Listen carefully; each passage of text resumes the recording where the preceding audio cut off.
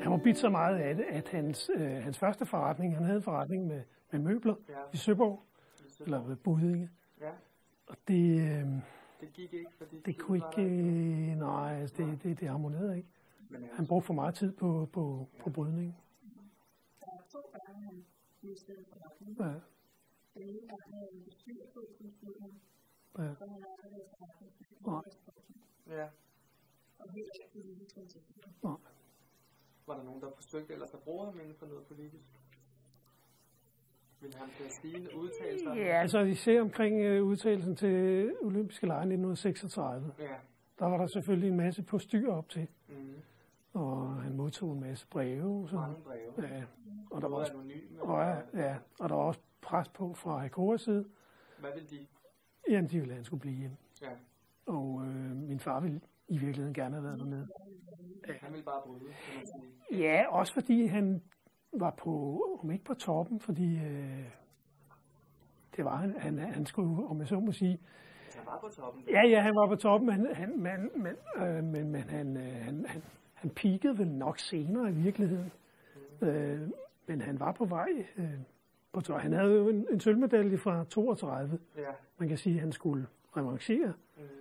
Så det var hans glansperiode, det der.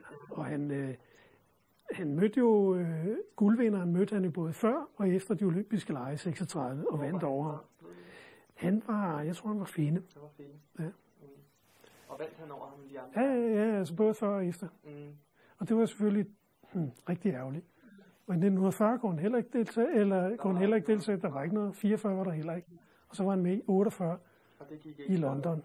Godt, nej, han blev nummer 8, han blev syg. Ja. Der var så varmt derovre, så det... I London? Ja. Ja, det er ingen okay. Så det er en meget lang periode, det straks over. Og ja, det var jo meget heldigt.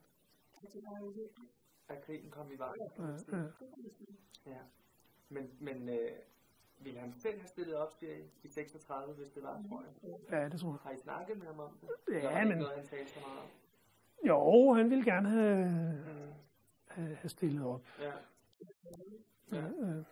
Men han kunne ikke.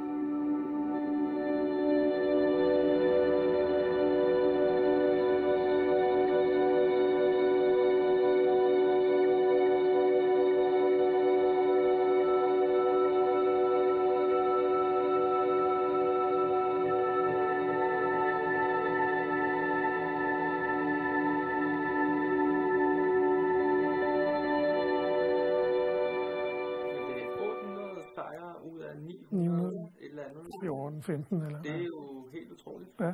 Altså det er jo ikke sket. Er det sket lige overhovedet i dansk fodbold? Eller hvordan? Nej. Altså, nej, ikke i dansk fodbold. Nej.